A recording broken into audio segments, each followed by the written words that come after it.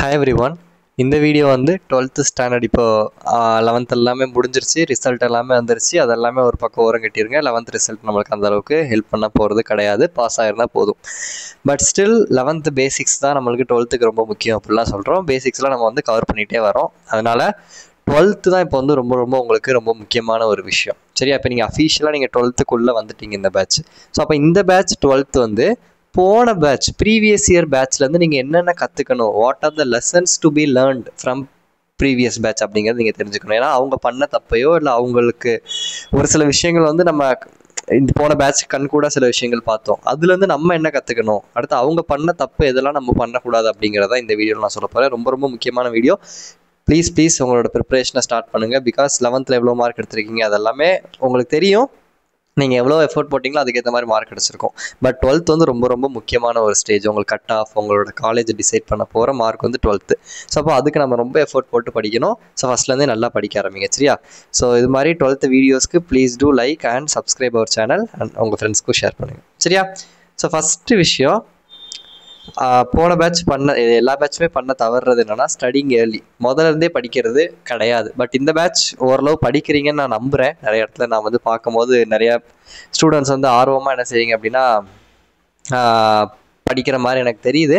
So அதனால் ஃபஸ்ட்டே கொஞ்சம் படிக்காமல் நம்ம எக்ஸாம் டைம் பார்த்துக்கலாம் அப்படின்னு கொஞ்சம் அசால்ட்டாக போக நீங்கள் உங்களுக்கு போர்ஷன்ஸ் அப்படியே ஹெவி ஆகிக்கிட்டே போகும். நீங்கள் நினைப்பீங்க இப்போ ஜூனில் ஆரம்பிச்சோன்னா நம்மளுக்கு மார்ச் வரைக்கும் இருக்குது, அப்போ இவ்வளோ 8 9 மாதம் 10 மாதம் இருக்குன்னா நினைப்பீங்க. பட் டிசம்பருக்கு முன்னாடியே உங்களுக்கு போர்ஷனை முடிச்சு அதுக்கப்புறம் ஃபுல் போர்ஷன் டெஸ்ட்டாக வச்சு உங்களுக்கு படிக்கிறதுக்கு டைமே இல்லாமல் ஆக்கிடுவாங்க. அண்ட் நீங்கள் செப்டம்பரில் பார்த்தீங்கன்னா உங்களுக்கு குவார்ட்டர்லி எக்ஸாம் வந்துடும். அப்போ அதுக்குள்ளே ஒரு வால்யூம் முடிச்சிருக்கணும். அடுத்து செப்டம்பர், அப்புறம் அக்டோபர், நவம்பர், அடுத்து டிசம்பர், கிட்டத்தட்ட 2 மாதம் தான். அதுக்குள்ளே திருப்பி இன்னொரு வால்யூம் ஃபுல்லாக நீங்கள் படிக்கணும். டிசம்பரில் ஃபுல் போர்ஷன் எழுதணும். அப்படிங்கும்போது உங்களுக்கு படிக்க டைமே கிடைக்காது. இப்போ நீங்கள் ஓரளவு 2-3 லெசன் படிச்சு வச்சிங்கன்னா அது வந்து ரொம்ப உங்களுக்கு ஹெல்ப்ஃபுல்லாக என்ன செய்ய போகுது அப்படின்னா பின்னாடி வரும்போது இருக்க போகுது. ஸோ இப்போலேருந்து அது படிக்க ஆரம்பிங்க. சரி, இது ஃபஸ்ட்டு பண்ணுற தப்பு. செகண்ட் வந்து ஒன்லி இம்பார்ட்டன்ட் புக் பேக். போன வருஷம் கொஸ்டின் பேப்பரை பார்த்தாலே தெரியும். இந்த ஒன்லி இம்பார்ட்டன்ட் புக் பேக்லாம் படித்தவங்களுக்கு நான் மார்க்கே வரலன்னு சொல்ல மாட்டேன். மார்க் வந்துச்சு, ஆவரேஜ் டீசெண்டாக நல்ல மார்க்கே வந்துச்சு. பட் ரொம்ப நல்ல மார்க் வந்துச்சான்னு கேட்டால் அப்படி சொல்ல முடியாது. பிகாஸ் எப்போதுமே பார்த்தீங்கன்னா அந்த 90% 80% வரைக்கும் எடுக்கிறதுக்கு நம்மளுக்கு கொஸ்டின் பேப்பர் ஈஸியாக இருக்கும். பட் அந்த 80 to 100 இது நம்ம எடுத்தால் தான் நல்ல காலேஜ், அந்த டாப் காலேஜ்லாம் நீங்கள் எதிர்பார்த்தீங்கன்னா உங்களுக்கு கிடைக்கணும்னா அந்த 80 to 100 இருக்குது பார்த்தீங்களா, அந்த ரேஞ்ச் எடுக்கிறது ரொம்ப எஃபர்ட் அதிகமாக போடணும். பட் அந்த 80 வரைக்கும் இல்லை 85 வரைக்கும் நம்ம எடுக்கணும்னா அதுக்கு நீங்கள் ஈஸியாக படித்து மார்க் வாங்கிடலாம், இம்பார்ட்டனோ இல்லை ஸ்ட்ராட்டஜிஸோ படிச்சு. பட் அந்த 85 to 100 அந்த இது வந்து நம்மளுக்கு என்னது அதிகமாக எஃபர்ட் போடணும். ஸோ அப்போ ஒன்லி இம்பார்ட்டனோ புக் பேக்கோ படிக்கிறது வந்து நல்ல மார்க் கொடுக்க போகுது, டெஃபினெட்லி ஒரு 80% வரைக்கும் கொடுக்க போகுது. பட் அதுக்கு மேலே நம்ம எடுக்கிறதுக்கு இன்னும் எஃபர்ட் போடணும். தென் ப்ராப்ளம்ஸ், இதை படிக்காமல் நிறைய பேர் போயிருப்பாங்க. பட் ப்ராப்ளம்ஸ் அப்படிங்கிறது ஃபிசிக்ஸ்லேயே சரி கெமிஸ்ட்ரியும் சரி, ப்ராப்ளம்ஸ் அப்படிங்கிறது ஒரு மேஜர் பார்ட். இப்போலாம் ப்ராப்ளம்ஸ் வந்து அப்படியே கொஸ்டின் ஆன்சர் மாதிரி நீங்கள் கண்டிப்பாக படிக்கணும். அட்லீஸ்ட் இம்பார்ட்டன்ட் ப்ராப்ளமாக நீங்கள் படிக்கணும். பிகாஸ் கொஸ்டின் ஆன்சர் ஸ்டஃபாக தியரி கொஸ்டின் தெரியாமல் வரப்போ ப்ராப்ளம்ஸ் வந்து உங்களுக்கு என்ன செய்யும், சின்ன ப்ராப்ளம்ஸ் ஹெல்ப் பண்ணுது. ஸோ அதனால் இந்த ப்ராப்ளம்ஸ் படிக்கிறது நம்ம என்ன செய்யணும், கற்றுக்கணும். Then revision and portion completion. போர்ஷனை கம்ப்ளீட் பண்ணாமல் கடைசி நேரம் வரைக்கும் நான் வந்து எப்படி சொல்கிறேன், பப்ளிக் எக்ஸாம் அனௌன்ஸ் பண்ணுறது இன்னும் 2-3 மாதம் கழிச்சு அனௌன்ஸ் பண்ணுவாங்க. அவங்களுக்கு ஒரு அக்டோபரோ ஒரு ஆகஸ்ட் செப்டம்பர் அக்டோபரில் அனௌன்ஸ் பண்ணுவாங்கன்னு வச்சுக்கலாம். அப்போ கேட்பாங்க, இப்போ நான் படிக்க ஆரம்பித்தா வந்து என்னால் 550+ எடுத்த முடியுமா? ஓகே, நியாயமான கேள்வி. டைம் டேபிள் வந்திருக்கு, எடுத்துடலாம். அடுத்து ஆஃப் லீக்கு அப்புறமோ நான் இப்போ ஸ்டார்ட் பண்ணால் 500+ எடுத்துடலாமா, 550+ எடுத்துடலாமா, இதே கேள்வி வந்துக்கிட்டே இருக்கும். பட் அப்படி இருக்கக்கூடாது. போர்ஷன் கம்ப்ளீஷனுங்கிறது ஒரு யாராலுமே 100% போர்ஷனை கம்ப்ளீட் பண்ண முடியாது, ஐ அக்ரி. பட் ஸ்டில் அந்த டிசம்பருக்குள்ளே ஓரளவு 90% நீங்கள் கவர் பண்ணிட்டீங்கன்னா மீதி உங்களுக்கு படிக்கிறதுக்கு ஈஸியாக இருக்கும். அதனால் இந்த போர்ஷன் கம்ப்ளீஷனை எவ்வளோ சீக்கிரமாக முடிக்கிறீங்களோ அவ்வளோ ரிவிஷன் அதிகமாக பண்ண முடியும். ஸோ ரிவிஷன் அதிகமாக பண்ண தான் நீங்கள் படித்ததெல்லாம் மைண்டில் இருக்கும். இல்லை நீங்கள் சும்மா படிச்சிட்டோம் அப்படின்னு உட்காந்துட்டு இருந்தோம்னா அது எக்ஸாம் அப்போ ஞாபகம் என்ன செய்யாது, வராது. தென் இதுதான் ரொம்ப இந்த 5th பாயிண்ட்டுக்காண்டி தான் இந்த ஒரு வீடியோவே நான் மேக் பண்ணேன். Question paper level. இதுக்கு முன்னாடி 2024 23 எடுத்தீங்கன்னா ஒரு சப்ஜெக்ட் டஃப்பாக இருக்கும், மீதி 2 சப்ஜெக்ட் மோரோவர் ஈஸி.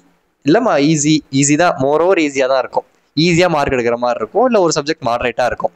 ரொம்ப டிஃபிகல்ட்டாக என்ன செய்யாது அப்படின்னா இருக்காது. ஒரு சப்ஜெக்ட் வந்து மாடரேட்டாக இருக்கலாம், மீதி 2 சப்ஜெக்ட் ஈஸி அந்த மாதிரி இருக்கும். இல்லை ஒரு சப்ஜெக்ட் டிஃபிகல்ட், ஈஸி இந்த மாதிரி தான் இருக்கும். பட் இந்த வாட்டி கொஷின் பேப்பர் லெவல் பார்த்தீங்கன்னா 3 கொஷின் பேப்பருமே மாடரேட் தான். ஃபிசிக்ஸ் கெமிஸ்ட்ரி மேக்ஸ் 3 எடுத்து பார்த்தீங்கன்னா ஈவன் பயாலஜியுமே மாடரேட் லெவல் தான். ஈஸி கொஷின் பேப்பர் இல்லை. விச் மீன்ஸ் என்னன்னா, இது வரைக்கும் எல்லாருமே இந்த இம்பார்ட்டன்ட் புக் பேக் இதை மட்டுமே படிச்சுட்டு போனாங்க. அதை படித்து எல்லாத்தையும் எழுத முடிஞ்சிச்சு. அப்போ ஈஸி பேப்பராக இருந்துச்சு. ஒரு கொஷினோ 2 கொஷினோ தான் அவுட் ஆஃப் புக் பேக், அது மாதிரி, அதாவது அவுட் ஆஃப் இம்பார்ட்டன்ட் அது மாதிரிலாம் வந்துச்சு. ஒரு 95 எடுக்கிறதுலாம் ஈஸியாக இருந்துச்சு. பட் இப்போ என்ன செய்கிறாங்கன்னா, கொஷின் பேப்பர் லெவலில் மாடரேட் ஆக்கிட்டாங்க. அப்படின்னா கம்பல்சரியில் கொஞ்சம் டெஸ்ட் வைக்கிறாங்க, ப்ராப்ளம்ஸ் கேட்குறாங்க, கான்செப்ஷுவல் கொஷின் கேட்குறாங்க, புக் இன் ஒன் வேர்ட்ஸ்லாம் கேட்குறாங்க. ஸோ 90% அந்த 90 to 100 எடுக்கிறதுக்கு நம்ம என்ன செய்யணும், அதிக எஃபோர்ட் போடணும். கொஷின் பேப்பர் லெவல் அப்படி தான் என்ன செய்யுது இந்த வருஷம் இருந்துச்சு.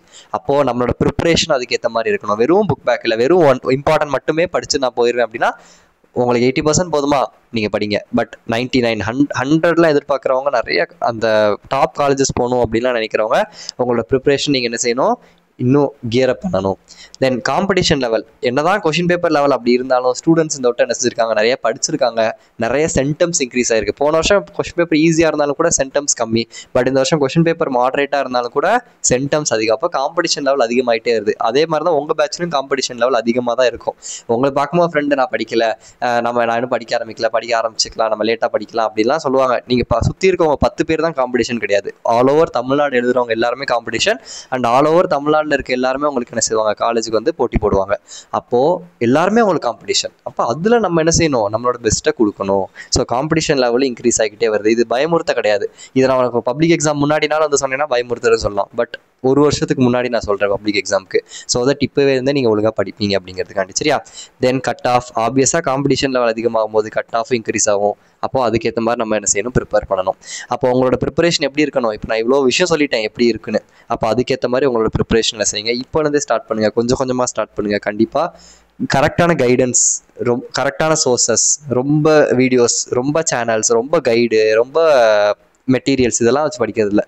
கரெக்டான மெட்டீரியல்ஸ், கரெக்டான சோர்சஸை யூஸ் பண்ணி கரெக்டாக டைம் வச்சு என்ன செய்யுங்க, பிளான் பண்ணி படிங்க. ஸோ இன்னொரு வீடியோவில் மீட் பண்ணலாம். இந்த வீடியோ ஹெல்ப்ஃபுல்லாக இருந்துச்சுன்னா ப்ளீஸ் ஷேர் பண்ணிவிட்டு எப்படி இருந்துச்சுன்னு கமெண்ட் பண்ணுங்கள். Will meet in the next video. Thank you.